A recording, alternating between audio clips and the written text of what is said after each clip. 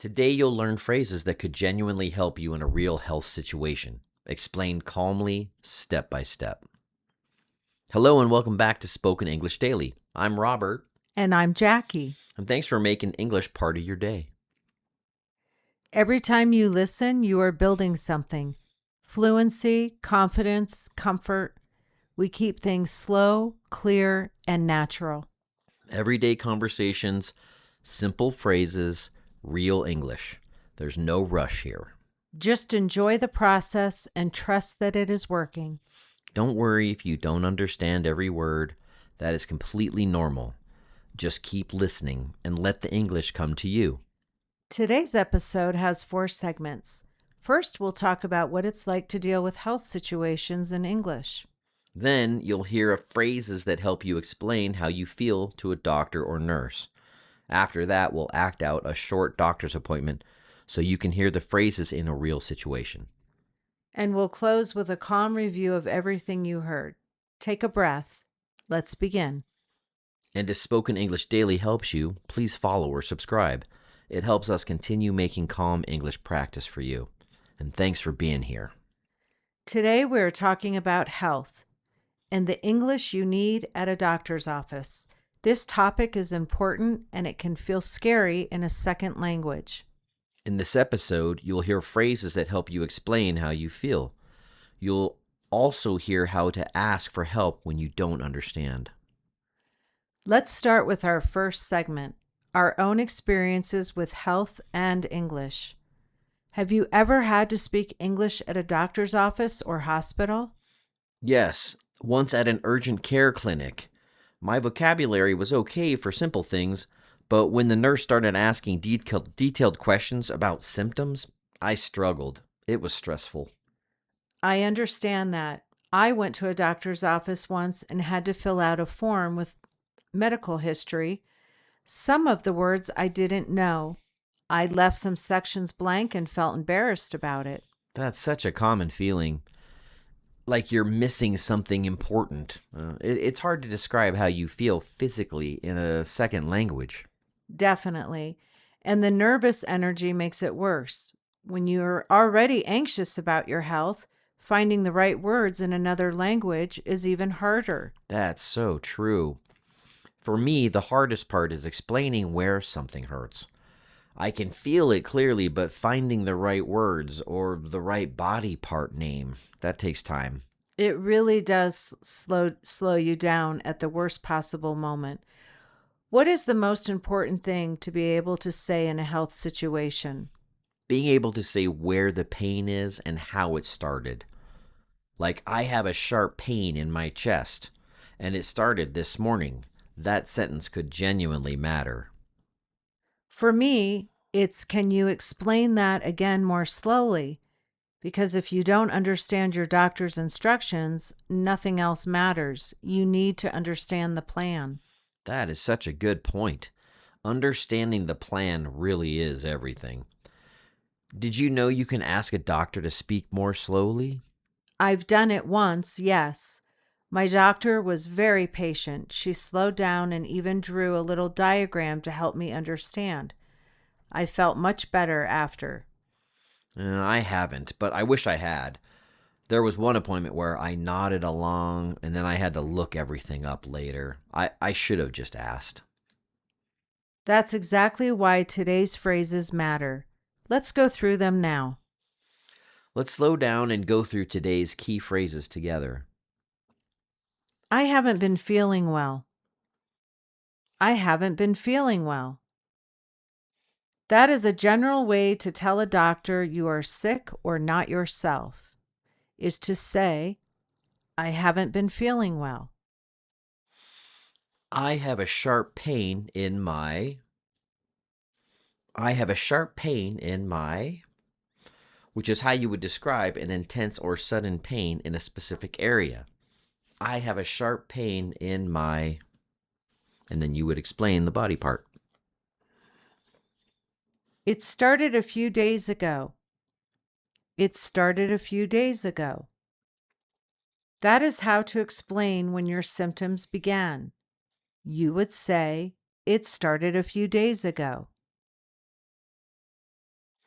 I'm allergic to, I'm allergic to, which is a critical phrase for communicating allergies to any medical staff. You would say, I'm allergic to this, and you would tell them what you're allergic to. Can you explain that again more slowly? Can you explain that again more slowly? That is how you politely ask a doctor or nurse to repeat or clarify. You would say, can you explain that again more slowly? Do I need a prescription for that? Do I need a prescription for that? That's how you ask if a medication requires a doctor's written order. Do I need a prescription for that? You'll hear a few of these again before we finish today. Let's slow down and unpack a couple of the words from today very simply. A symptom is something your body does when you are sick. Pain is a symptom. A fever is a symptom. It's a sign that something is wrong. Right. And if you're allergic to something, it means that this thing makes you sick or causes a reaction in your body. It's very important to tell your doctor if you're allergic to any medication or medicine. Exactly. And a prescription is a written order from a doctor. Some medicines you can only get a pharmacy with a prescription. Without it, you can't buy the medicine. Good. Now let's hear these phrases in a real appointment. Here's a full doctor's appointment from greeting to diagnosis. Good morning. Come on in. What brings you in today? Good morning. I haven't been feeling well for a few days. I wasn't sure if I should come in, but it's not getting better. I'm glad you came. Can you tell me more about what's going on? I have a sharp pain in my lower back, right here on the left side. When did it start? It started a few days ago. I woke up with it on Thursday morning. I thought it would go away, but it hasn't. Is the pain constant or does it come and go? It comes and goes. It's worse when I sit for a long time.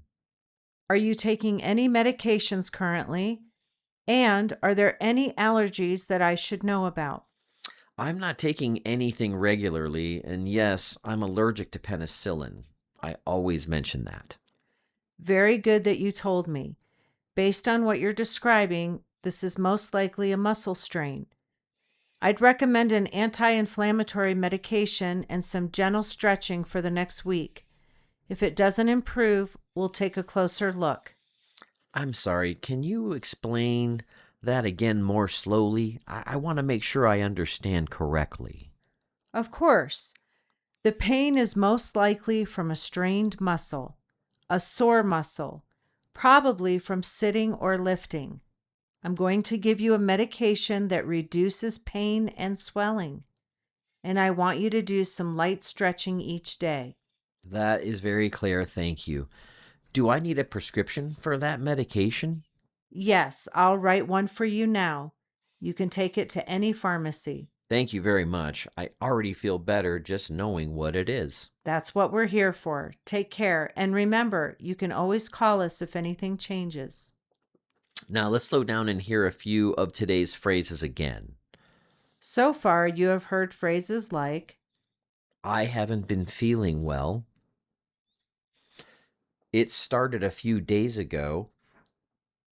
Can you explain that again to me more slowly? these phrases could help you in real health situation. That is why this episode matters. That brings us to the end of today's episode. Today we talked about health and how to communicate in English when you need medical help. You heard, I haven't been feeling well. I have a sharp pain. I'm allergic to. Can you explain that again more slowly? These are phrases that can make a real difference. We hope you never need them urgently, but if you do, you are ready. Take care of yourselves. Before you go, If you ever used one of these phrases in a real situation, tell us about it in the comments. We'd love to hear how it went.